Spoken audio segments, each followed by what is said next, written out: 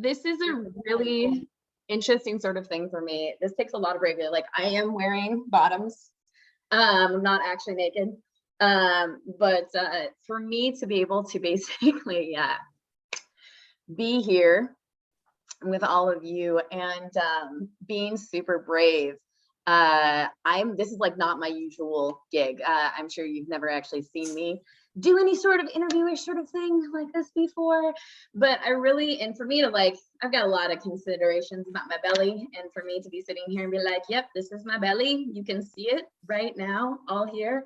But I had so much feedback about like the pictures that I put up about like me being in this bikini, that I really just wanted to reach out and be able to promote body positivity, because it is such a problem in our society, definitely in the US, and I'm sure in other places too. But I mean, and not just for women, for men too. And I think that's an important thing to acknowledge. And I also want to be a good role model for people and say like, hey, it's important for us to love ourselves, like, and accept ourselves in the now, because we can't be anything other than what we are in the now. We can't magically snap our fingers and be the perfect body image that we want to inhabit, as nice as that might be sometimes.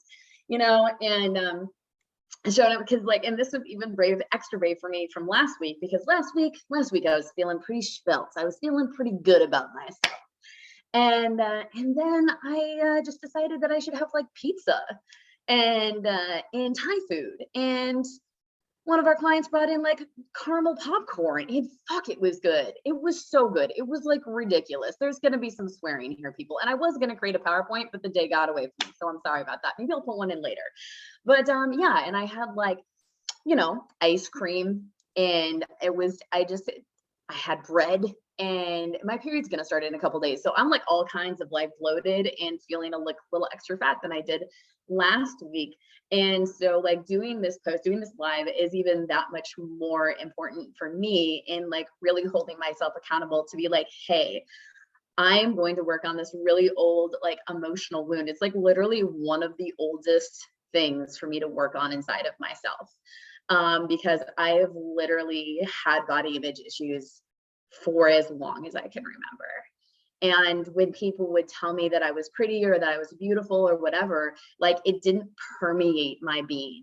I would be polite and I would say thank you, but it didn't actually like impact me at all. I spent most of my life feeling like I wasn't good enough because I wasn't like this perfect size, which is kind of funny because I'm going to show you some pictures. And I was actually really fit when I was young, when I was a teenager. And I weighed 125 pounds. I could bench my body weight. I could like squat 180 pounds. I'd do back extensions holding on to 45-pound weights. Like I was strong and I was fit. And I still, even then, did not feel like I was good enough. I felt like still I was flat, even though like when I flexed, like I practically had a 6-pack. Like it was still just not good enough because I was thick, because I was strong, right? And then I love my family. Love them. And remembering that like these are really old stories and we all get to evolve. And but that was just the environment that we were raised in, like that it was important that you were streamlined, and I feel like my parents were always well-intended because they loved me and they wanted me to be healthy and they wanted me to be successful and they wanted me to find a partner that wanted me. But like my biological dad is going to be 80 years old next year, or like this year rather. And I love him. He's got his own stuff that he comes from. But at one point he had literally told me that no good man would ever want me. And I was about 12 pounds heavier than I am now. And he said that from a place of him wanting me to be happy and be like, this is what you're going to need to come to grips with if you're going to have a partner that's going to care about you. And I want you to have a partner that's going to care about you. So it's all about understanding the frame where people are coming from. And did that hurt? And that did continue to hurt? Absolutely, it did. And it took me a long time to get to come to a place within myself to be like, you know what? He was coming from the space that he was, and he wasn't trying to tell me I was a piece of shit. He was just like coming from this other aspect. Does he have his stuff to work on? Most certainly does. But am I going to say that my dad is a monster because he said that? No, I'm going to say that he struggles with mindfulness and sometimes is not great about the boundaries that maybe he should have about like what he's telling me. Like, yes, but that's his journey. You know, like none of us are perfect. Like we all have shit that we need to work through. We all have moments of like, wow, I could have done a way better job, like communicating about X or Y or Z. And how are you going to try and do a better job? But so I'm going to go through a couple of pictures here to give an example. So like when I was 15, like I had mono, I got really skinny. I got down to like 115 pounds.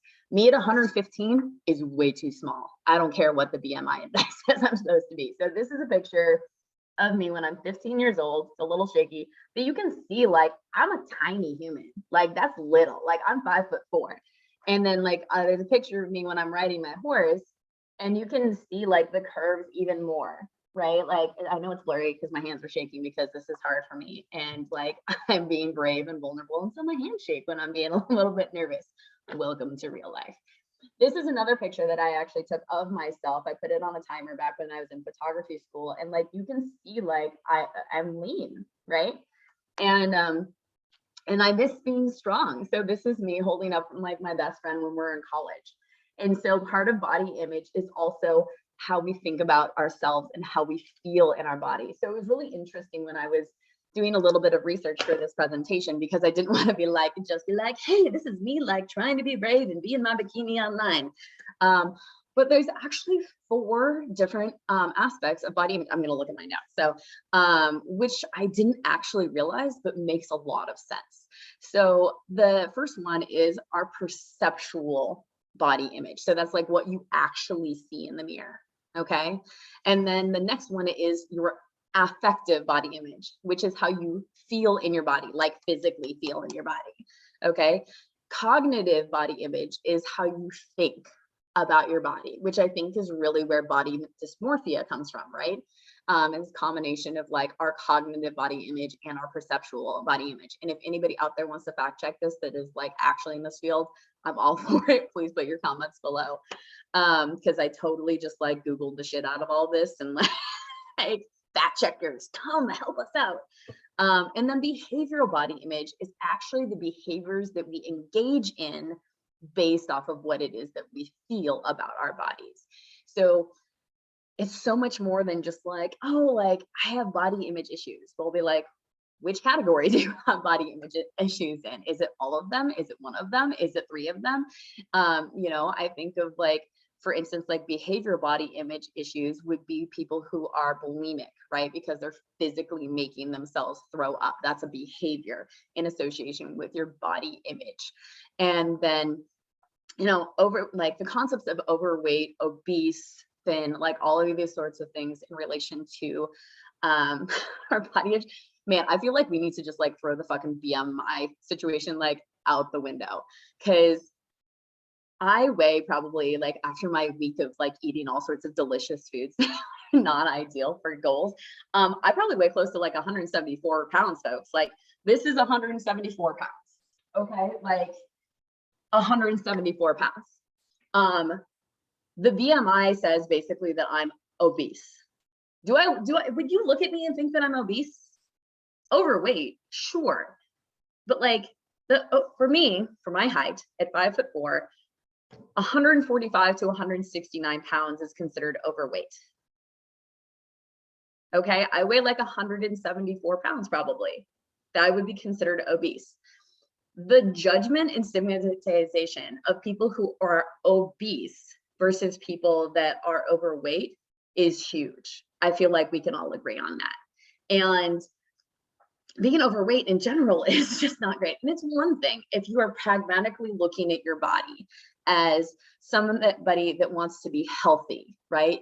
How is your weight affecting your joints? How is your weight affecting your heart?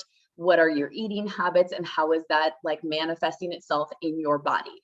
Like those are real questions. And if you can look at that with neutral curiosity of how you want to healthily engage with your physical form, awesome.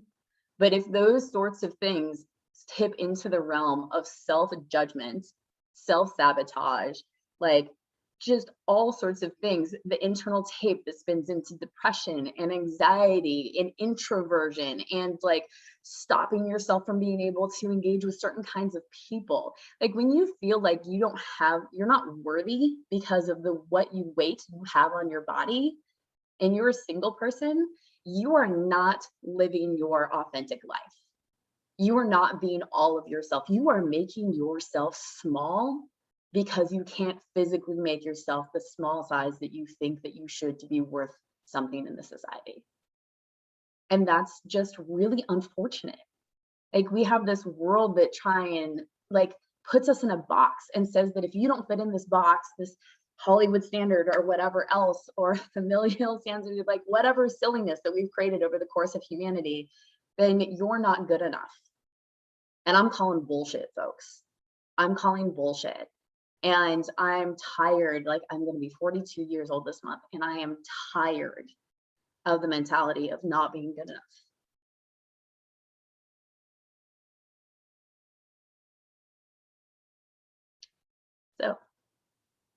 So much realness. That's what it does. Like it's so emotionally charged, and it's so important to just like show up and name it sometimes. So it's like, yeah, it's vulnerable, but I don't feel weak, even though I'm like crying on camera, because it takes so much strength to just show up and name it. And you know, it's crazy. Like I'm running through these numbers, just like true or not, just studies that were done that were on the internet. And it said that 91% of women are unhappy with their bodies. 91%. Holy fuck, you guys. What in the hell is wrong with what's going on? Shit needs to change. It needs to change. There is like CBS News. Not that we should listen to everything on the news, granted, but CBS News put on that 97% of women in the United States have at least one negative thought about their bodies every single day. Yeah, why are we ashamed, Beck? Exactly. Why are we ashamed? This is our form. It's where we live. It's where we live. And, you know, I looked it up. 1 out of 8 adults experience suicidal thoughts or feelings because of their body image. 1 in 8 people walking around feel that way based off of that study. And it's not just the women. You know, somebody else did a study, and it was 46% of girls and 25% of boys are feeling bad about their body. And it's just like, and there's so much stuff that it's going out there. And like, and boys, and this is a taboo topic, some boys are out there feeling a lot of shame about their penises for all kinds of reasons. And we just don't talk about that. And the problem with like how we're talking about all this toxic masculinity to the point that like boys are just like, I feel ashamed just because I have a penis. And you're like, this is just like real talk, you guys. And it's just like, yeah, and Max says, she's like, I'm 55 and now I take care of myself. Why am I ashamed? Yeah, it's just like, you know, I've had my 2 low back surgeries, and I gained a lot of weight when I got up to a peak of 186 pounds when I had my second like back injury. And it was so hard for me as a former dancer. Like I used to dance in Seattle 3 to 5 nights a week, like 3 to 5 hours a night. Like I was like, I had a lot great endurance, and I was strong, and I could do whatever I wanted with my body. I could hike, and I could ride horses, and I could like have sex for hours. And it was like this beautiful, glorious life. Yeah. And it's just like, yeah, and your husband thinks you're beautiful, Mac. I love that. And you know, like, but like when I was I was like stuck in my body when I was 186 pounds, and had to take steroids to try and decrease all the inflammation and pain. And it was like I could feel the pressure against my skin of the inflammation in my body. And so not only did I have what society telling me that I was obese at 186 pounds and 5'4" back in 2015. I also felt physically like awful. Just the experience of existing in my body was awful. It was awful. And it was just like, so I was in pain. I felt like I was being judged. I couldn't do anything about it. And because I didn't have the bandwidth to manage my eating habits, because I was by myself practically. And it's just like, and there's these things that people don't necessarily, you don't see behind the wall. Like you just see somebody walking down the street and you see that they're obese or they're overweight or they have some sort of like issue with their bodies or whatever, or they like, there's just so many things. Like, you don't know if that person has thyroid issues. You don't know if that person has experienced domestic violence. You don't know if that person like has some like terrible thing going on in your life. You don't know if that person is just like tired and they're just like, man, I just don't have the bandwidth to do it this week. But yet people judge them instead of having compassion and just seeing that person for who they are in the now, in that moment. And James, super brave for sharing your experience. Thank you for speaking to shame. Thank you so much, James. I really appreciate your support. Deborah, yeah, it's hard. It's hard. And it's just like, I feel like we're so quick to judge people for so many different reasons. And I have plenty of my own shame about my body and different things. But I want to share my story because the more we share our stories, the less that shame controls us. And while it's hard, every time you share your story, you realize you didn't die. You literally didn't physically die. And instead of that, you actually get to claim some of your power back. You get to stop playing small. You get to line up and be more of your authentic self, even when it's messy and you're crying on camera in front of God knows how many people that will watch this later. Even though I feel like I'm like, I'm like, hey guys, I'm not naked, I promise. But like, how weird is that I still have to say that? Like, we see people in bikinis on the beach all the time. We don't have to worry about that. We see women in magazines and naked people in Hollywood, like on their movies. Yeah. And it's just like, it's so much, there's so much to it. It's like only 5% of women actually naturally possess the form that Hollywood is projecting. And it's just like, yeah, and it's Deborah, I grew up in a skinny side of family, plus on diets too. Yeah, models. Yeah, so many things. Like God bless my mom, I was on my first diet in 3rd grade. She doesn't even remember. I think she might have popped it out. And I have a wonderful mother. I love her. And I wouldn't want anybody to cast shade at her. But yeah, Mag, not just weight, but age too. Ageism is absolutely a thing. It's absolutely anything. And it's just like, as women, especially, I feel like oftentimes men, they age and somehow they get more distinguished. Like, what's up with that? Thanks, Richard Gere. And but like for women, there's these different stages of life, right? That all of a sudden, because we age, we're not as beautiful, quote unquote, to the masses. There's like the stage that we transition into, and we don't necessarily always have a lot of support. And then when like Dominique Cucuzzo, she's on Perry Wink on Instagram, and I love the work that she does because she really focuses on helping women in like perimenopause and menopause to be strong and feel sexy. And yeah, Deborah, you're only being there almost 60 years old. And I just think that it's freaking awesome. Yeah, Meg, you are a beautiful woman, but feel insecure. I'm not allowed to be sexual anymore. It's looking me, women are free. Yeah, looking exactly. Yeah, Mac, you are a beautiful woman. And it is interesting how like we continue to feel insecure in various ways, right? I always think it's hilarious when I have young men that hit on me. Like, I'm shocked when men that are like 16 to 60 like hitting on me, and I'm just like, you guys are so funny, especially the young men. I'm like, I'm old enough to be your mom, like, what's the deal? But yeah, it's so funny. Like, I don't get it. I was always one of those people where it's like, I was never interested in older men.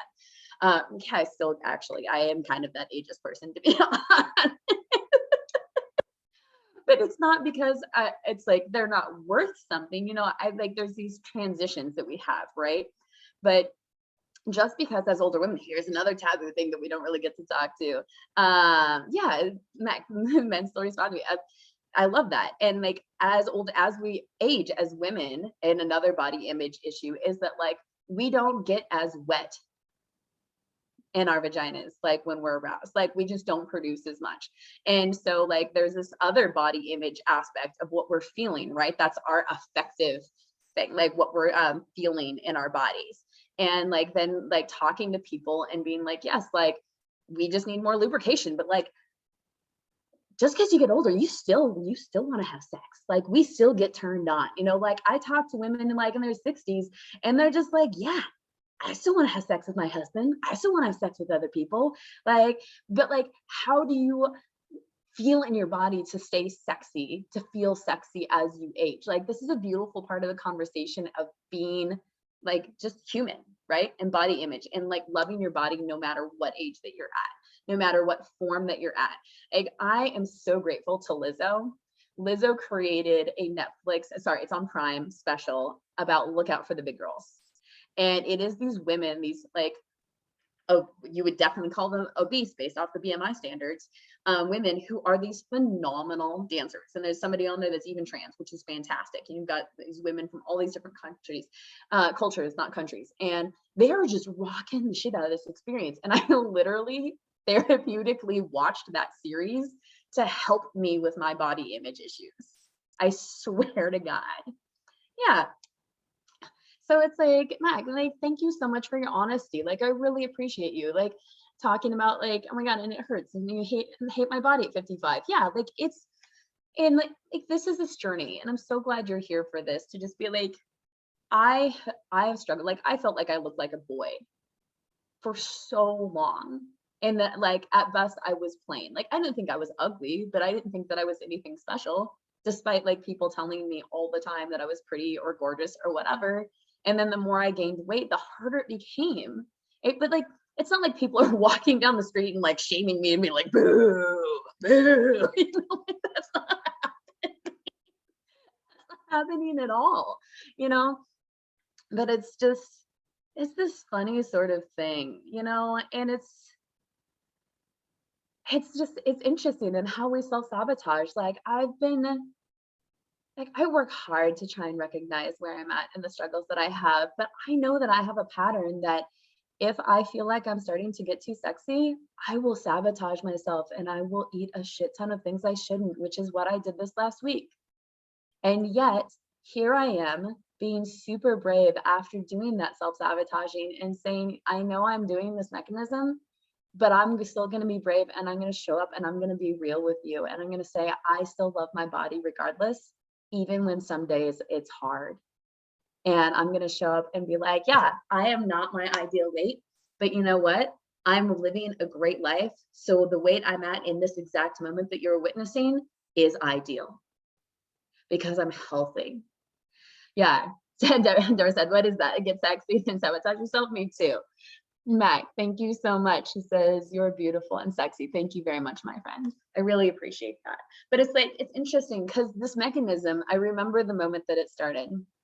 And this is just continue, like, this is real talk, you know, like, this is my life. Like, I am a positive person and I still have my moments of struggle. And that's why I want to show up and just be real with all of you and be like, yeah, what I post on the internet, that is all authentic. And the positivity and the gratitude and all of that, it really is.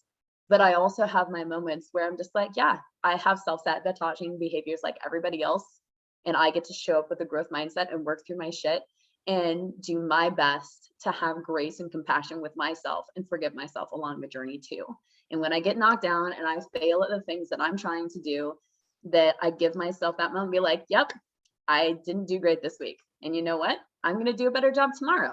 And if I don't, I'm not going to beat myself up about it, but I'm going to be like, okay, why didn't I do a better job? And what like systems do I need to set up for myself to do 1% better at least every day? And sometimes that 1% looks different than I thought it was going to do, because maybe that 1% better was going to be that I was going to eat salads and like eat clean food or whatever. But instead that 1% turned into, I get to work on my self-compassion today and self-acceptance. Because it's super important. And my old story was that a long time ago, I was with a man who didn't believe that I had been being faithful when I had. And so I thought, because of my old family patterns and whatnot, of like, you're worth less and less people will be attracted to you if you're fat, that I decided that I was going to gain a bunch of weight so that he would believe me and less men would be attracted to me. That was my solution when I was in my like mid-20s. And that is extremely dysfunctional, my friends. And Mac, how did you have the courage to do this? You know, it's been a long journey. It's been a long journey to have the courage to do a live like this, where I'm just sitting here in my bikini and like I did a turnaround earlier. And, a lot of it came with my journey across the country and having a lot of time to be introspective and decide that I was done chasing people. I was done chasing the perspective of thinking that I had to convince people that I was worth knowing. Deborah, let's see here. Dysfunctional is that my husband thinks that if I lose weight, I'll be leaving him. Yeah, see? Oh, thank you. I have great boobs. That is, you know, it's funny. That is one thing that I've always loved about myself, no matter what weight I've been. Yes, folks, they're real, even at 42. Like, these are all mine. Yay for gaining weight at a later age in life that helps them be perkier. Yeah, several years, you're real too. I mean, it's funny. I'm like, I always thought I had great eyes, great lips, great hair, great boobs. The rest of it was definitely up for a conversation.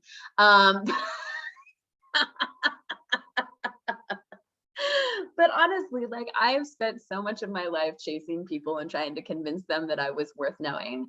And that created some like anxious attachment styles and like some people running because I was super overwhelming and like didn't have great boundaries when I was younger. And you know, it's the reason that I'm so good these days at teaching people communication and boundaries is because I fucking sucked at it for so long. Oh my God, I was so bad at it. And I thought I was good, you know? And that's why it's great to be able to just be like, yeah, there were definitely times in my life when I was way less functional. And it's a journey, my friends. It's about being like, yes, I am really great at these things, and these things over here could definitely use some work. So I'm gonna work over here and like be really great about helping people here while I continue to work on myself over here. And then you get to like do this situation. You're like, I'm gonna help like this. Because, you know, when I got my bachelor's and my master's degree in education, one of the things that was really great to help myself as a new teacher was remembering that when we teach people, if we're in public education or Waldorf education or being a coach, that to be authentic as an educator, you really just need to be like one, preferably 2 steps ahead of the person that you're educating. Because, and then also have the humility to be able to say, if you run across something that you don't know, then you say, hey, I don't actually know that, but I know how to find it. I have the resources, I have the community, I can find you the answer. And if I can't provide it to you, I will provide you with somebody who can. And that's the abundance mindset as an educator, is being able to own where you're at, to stay in integrity and be able to send people to where they need to go to get what they need. Because holistically, we want to meet people where they're at. You know, and people are people. Like, I'm the same person if I'm wearing clothes, if I'm wearing jeans and a tank top, or I'm sitting in front of you with my belly and my bikini and like everything's great or hard, or if I'm in a formal dress out on the town with my makeup and my hair done and looking to fly as hell. I am still the same person. I'm still going to treat all those people the same if you're a homeless person or you're a person that's a multimillionaire. And I've lived a life to know that that's true. But the thing too about like size is that there was a time in my life in my 20s that, thank you, Mac, I really appreciate that. She says, best coach ever. She says, I trust her. Thank you so much, Mac. I really appreciate that. You know, there's the thing in my 20s, I was homeless. And I remember what it's like to not know when you were going to get to eat next. And not everybody knows what that feels like. And it's hard to comprehend. And until like you're really in it.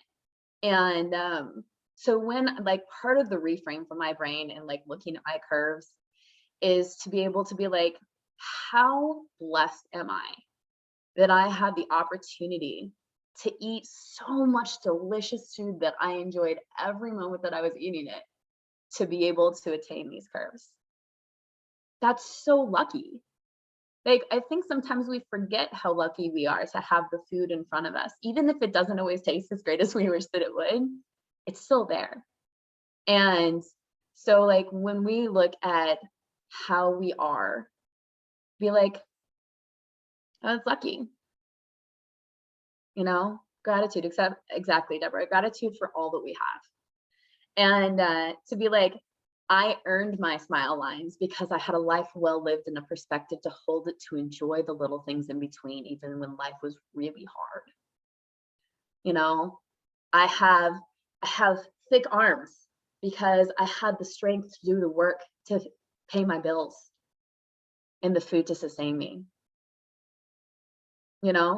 I got a booty that can like shake and shimmy, and hips that can rock a salsa floor like nobody's business, like it's fun. And like, yeah, there you go. Yeah, I need to work on my twerk though. I really do. I do. It's like the low back thing, and like makes the low back surgeries make twerking a little bit difficult, but I do have aspirations to eventually be able to like scoop my booty in a twerking fashion. It'll be great. And but body image is so much about like being grateful for who we are and where we are. And like Mac, yeah, no judgment. I've had a very privileged life, but you don't judge. My struggle is mine. Exactly. Like and I've had moments like earlier in my life of privilege. And privilege is dependent upon where you are in the world as well. Because sometimes when you really think about it and you dig deep, even a homeless person in the United States has the privilege of living in a place which is not at war. Everything is about perspective, my friends. So like different places, people that have the resources, like the people that are in Seattle that are homeless, have far more resources than people that are rural in the United States. Like our body image is so different. And how like you look back to the times of the Renaissance period, like I would be rocking it in the Renaissance period, like, oh my goodness gracious, like I would be killing that stuff, but then you think about later in the different, so that's one of the things, like if you look through history, like it's really fascinating to see the different body styles that were popular over the ages, and how sometimes it was like Twiggy, right? For those of you that are old enough to remember Twiggy. Other times it was Marilyn Monroe. But even Marilyn Monroe in today's standards would be smaller because our sizing is different in our genes. And like, how is it that we help each other and honor each other? And then there's body dysmorphia, where like what you see is not actually what exists. Right. And yeah, Marilyn Monroe, she brought us all into the standard. No, Twiggy, you mean the Twiggy? Yeah, Twiggy is the one that brought us into the standards that we have today. It's true. If anybody doesn't know who that is, you should just look it up. Twiggy as a model and an actress. There was like a whole movie that was done about her, actually. But I just really want to, I offer that anybody, yeah, Marilyn Monroe was a size 16. Which at my height was what I got up to. Now I'm like a 12 to 14, depending on the cut of the jeans. But the conversation today is really just about like, hey, let's just show up and love ourselves in the moment, because it's all you got. That body positivity is about being positive about the body that you're living in, no matter the struggles that you're having in it. Sometimes those struggles might be the physical form that you feel like isn't good enough. Sometimes those body image struggles is an injury. Like for instance, when I had my low back surgeries, and I still struggle with low back pain sometimes on a daily basis, and I'm not getting to, like, people have to be really gentle for me. That's hard on me in my body image and how I walk through the world and what the kind of lifestyle that I enjoy having. Do people notice when my back hurts more and my gait is off? Body image, how am I moving through the world? How do people see me?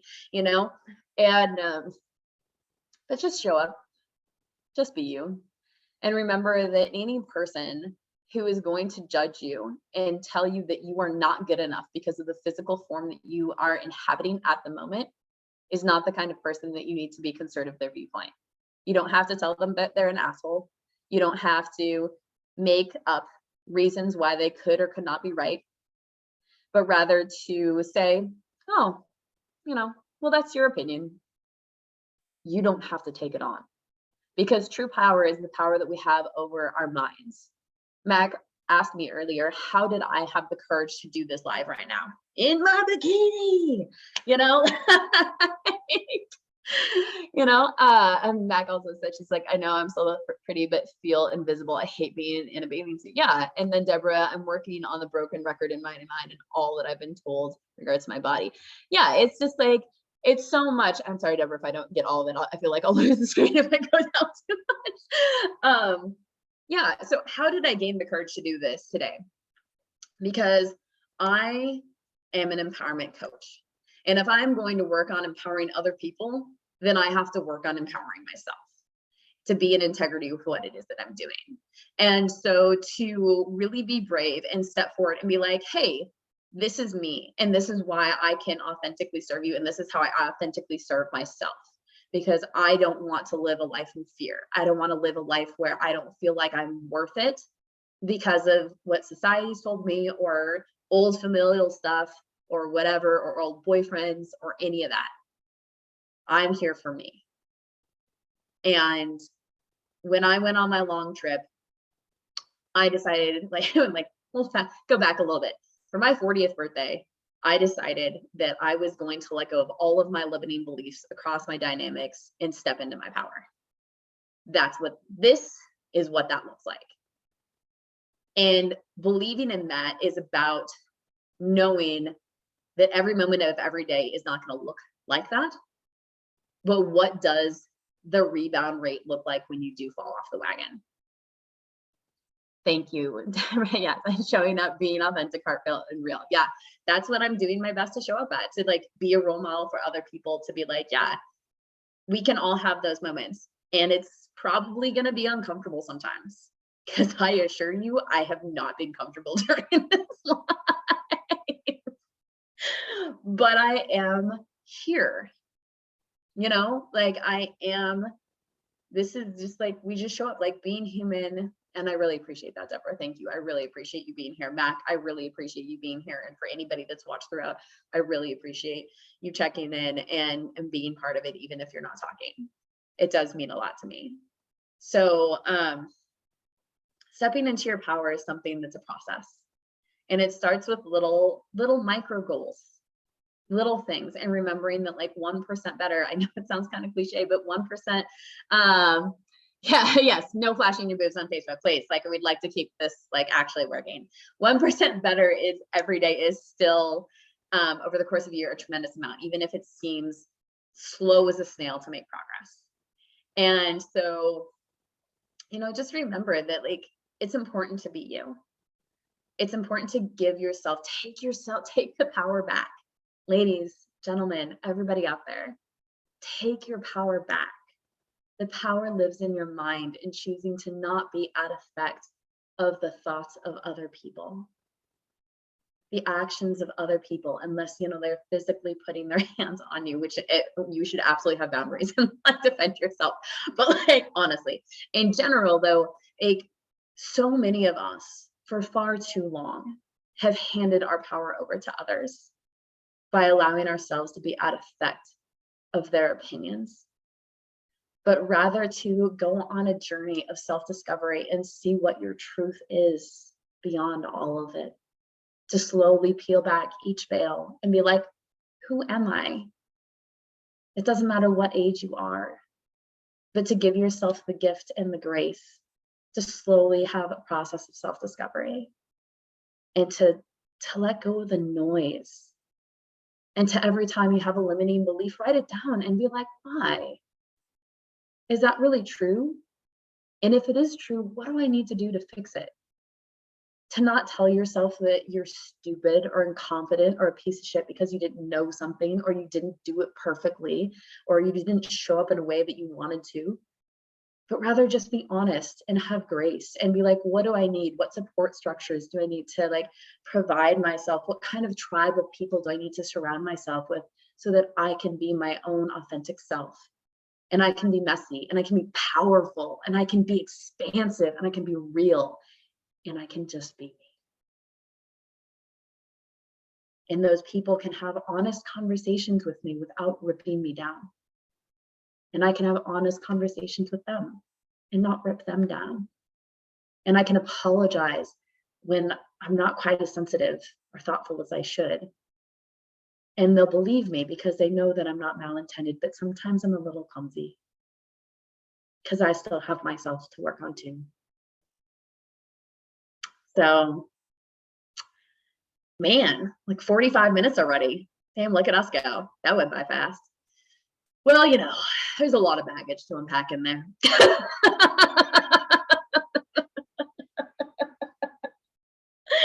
You know, it's if anybody needs to talk, you feel free to DM me for coaching or just to be a friend. You know, like sometimes we all just need a listening ear, like a real person to talk to be like, hey, I know that person's not going to shame me for my stuff that I'm going through. I don't have all the time in the world, but I've usually got at least 10 minutes to like carve out here and there if somebody like really needs me. Just as a human. I don't even like need to like be real friends with you. Like we could be friends, Facebook friends, and you can just like cold call me or like DM me and be like I'll pick up if I'm free and I won't if I'm not. And I'm not going to be mad if you cold call me. I just won't pick up if I'm not. But you know, like I'm old school like that. Like back, we used to pick up the phone and call people when we needed them. So like that's just the generation I'm from. So I apologize to anybody that like gets offended when I cold call them. That's just me, you know. But if you get offended, that's also you.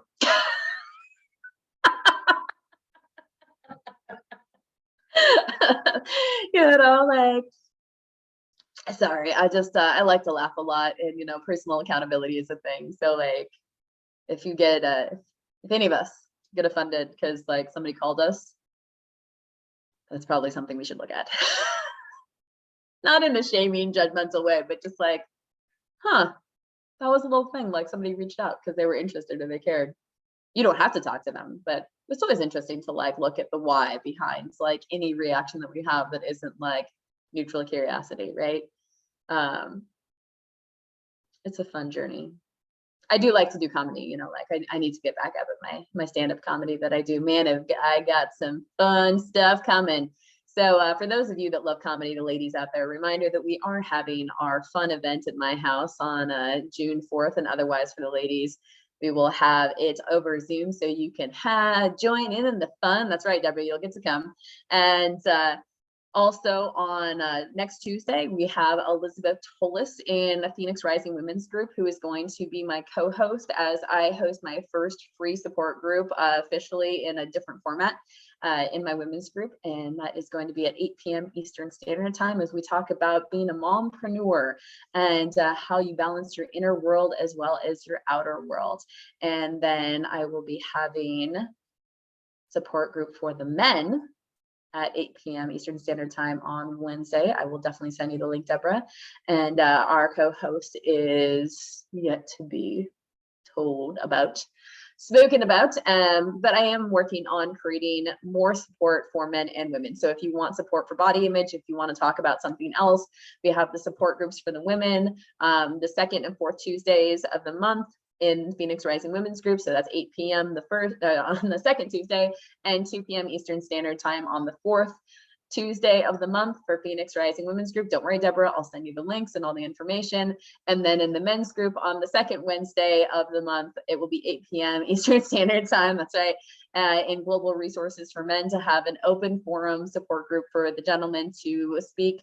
And then the fourth Wednesday of every month at 2 p.m. Eastern Standard Time for the men, again in the Global Resources for Men, as it's important for all of us to receive the support that we need in a space that is shame-free, judgment-free, for us to vulnerably and bravely step forward in ways where we can be supported by others. I'll be working on having an expert in different fields in both groups each time, so that people can have a little bit of a frame for their conversations. And we will have a man being interviewed next Monday. I will do some sort of interviews or conversations about myself and different things on the first Monday of every month at 8 p.m. Eastern Standard Time. I cannot guarantee I will be in a bikini every time, however. So I know, maybe we'll see. We'll see how this one goes and is received. Because I mean, I am fairly comfortable now that I, rattle on for a while. But making sure that we're congruent in life, and so our experience outwardly also matches the inward experience, so that we don't give mixed messages to people, really mixed messages to ourselves, and body image issues like really oftentimes filters in that, right? So how is it that we build up a structure for ourselves so that we can feel authentic, that we can feel sexy when we want to feel sexy, feel professional when we want to feel professional, like classy if like classy is your thing. And my personal favorite for sweet spots is the fine, delicate line between classy and sexy.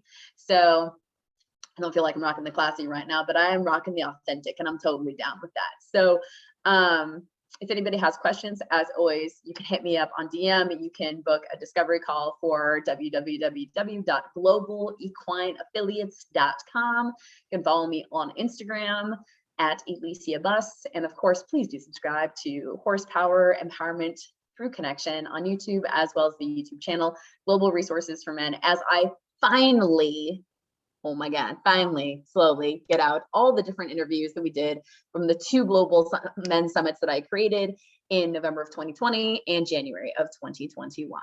So, that was a lot. And again, so much gratitude for all of your support. And hopefully it inspires some people out there to get to discuss their own journey, be it lives, general posts, pictures that they're posting, or really showing up to talk about whatever it is that they're struggling in life, so that other people can see that they are not alone, or just getting to celebrate the beautiful journey that they've had and getting to come into a more functional space within themselves, be it in your body, your finances, your business, your friendships, how much you're kicking ass in your relationships, whatever it is, just trying to do our best to show up and show each other what authenticity looks like, positively, come to the light. Life is messy. Life is also beautiful and extremely powerful. And let's just show up and be real. So thanks everybody for watching. Much love to you. Much gratitude to Deborah and Mac, especially for engaging. And until next time, we'll see you later.